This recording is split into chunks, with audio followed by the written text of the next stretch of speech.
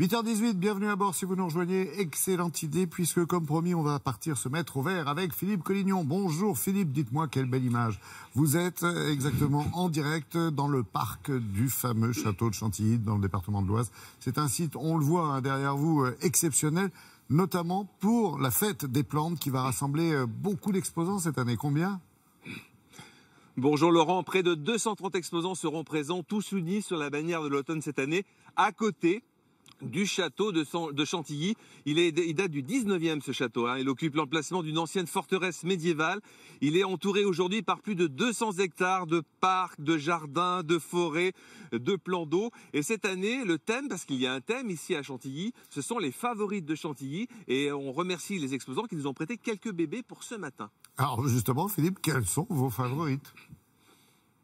Alors déjà, si vous me permettez Laurent, on va commencer par les tailles XXL. Alors XXL, c'est bien sûr, c'est pas forcément un séquoia, on voit que c'est pas très grand, mais il monte quand même de 4 à 6 mètres. C'est un chêne asiatique persistant. L'intérêt, il va conserver ses feuilles tout l'hiver, mais c'est surtout le débourrement au printemps, un vrai feu d'artifice. En fait, il vit l'automne au printemps. Ça va être jaune, orange, rouge, et puis c'est un arbre très facile. Il est présent dans tous les sols. On peut l'avoir en pot, en pleine terre, on peut même le tailler sous forme de taupière. Vraiment, c'est l'arbre idéal pour changer un petit peu du chêne traditionnel. Et puis aussi, c'est encore la saison des figues. Elles sont tardives, ces figues, elles sont merveilleuses. Alors, 3 variétés à planter dans son jardin ou dans un pot. La noire de Caron, la boule d'or et la pastillère. 3 variétés intéressantes parce qu'elles sont très fructifères, elles sont résistantes.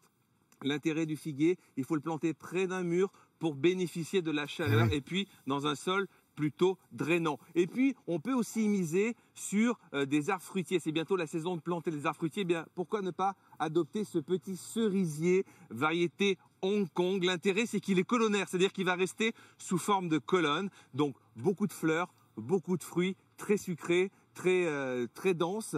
Et l'intérêt, pour avoir un colonnaire, il faut pincer les branches latérales régulièrement pour avoir cet effet de colonne.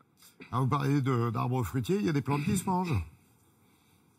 Des plantes qui se mangent, elles sont un peu plus petites, elles ne sont pas XXL. Alors par exemple, j'ai fait cette petite sélection, la fraise reine des vallées. L'intérêt, elle ne court pas dans le jardin, elle ne stolonne pas, elle ne court pas dans le jardin, elle est remontante, c'est-à-dire qu'elle fleurit, elle fructifie plusieurs fois. Et c'est surtout sa fraise qui est originale, allongée, très parfumée, intéressante pour les enfants aussi pour découvrir d'autres saveurs. Autre saveur un peu plus originale, ça on connaît un peu moins, c'est le raisignier de Chine. C'est un arbre dont il commence à prendre sa robe automnale. Mais l'intérêt, c'est qu'on mange le pédoncule une fois qu'il est tombé au sol. Ce petit pédoncule qui est très riche, très sucré, qui a un goût de poire. Donc ça, c'est vraiment à avoir dans son jardin. C'est très peu connu, le raisignier de Chine. Et puis, vous avez aussi le goumi du Japon.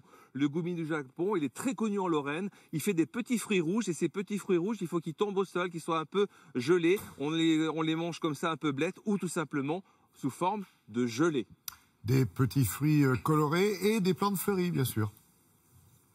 Ah ben c'est l'automne, il y a quand même beaucoup de choses en floraison. Vous avez les nérines, vous avez les petits saxifrages qui sont en pleine floraison, qui vont aussi éclairer le jardin avec les feuilles. Mignon, mais vous avez aussi beaucoup d'astéracées, les premiers chrysanthèmes, les astères. Et puis cette plante que j'aime beaucoup, voilà, vous avez un balcon, vous avez un pot, parce que le pot donne du caractère à la plante. Eh bien voilà, vous avez cette plante, ça ressemble à un bambou, c'est l'herbe du Japon. Alors ça va recouvrir, ça va retomber légèrement, ça fait des petites inflorescences, c'est tout mignon. Et voilà, vous avez des branches plus ou moins, des feuilles plus ou moins jaunes, plus ou moins vertes. C'est un petit feu d'artifice à part entière. Feu d'artifice aussi au jardin, on l'oublie souvent, on plante des rosiers. Ils sont encore en floraison les rosiers, parce qu'on a un été indien assez intéressant cette année. Eh bien, planter des rosiers à fruits. Regardez, des fruits qu'on appelle des cynorrhodons qui sont rouges, qui sont jaunes, qui sont oranges. Vous avez des petits, vous avez des gros fruits. Et ça, l'intérêt du fruit, c'est qu'une fois que la fleur est passée, une fois que la feuille est tombée,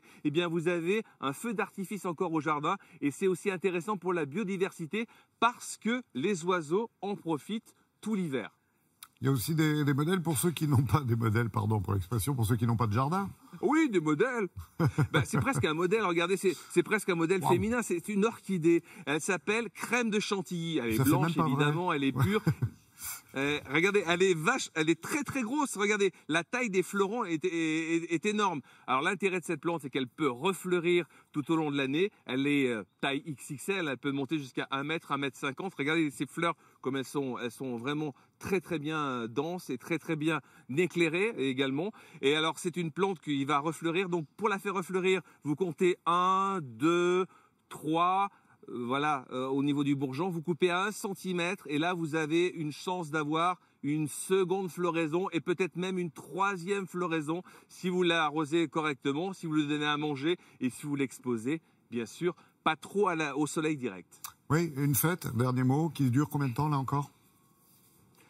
La manifestation va commencer à peu près dans 2 heures. Et elle va durer jusqu'à dimanche 18h. Donc vous avez 3 jours pour profiter et du château et de la fête des plantes. Voilà, on passe en cuisine. Merci Philippe, merci à toutes les équipes de Télématin qui vous ont suivi là-bas dans ce magnifique parc.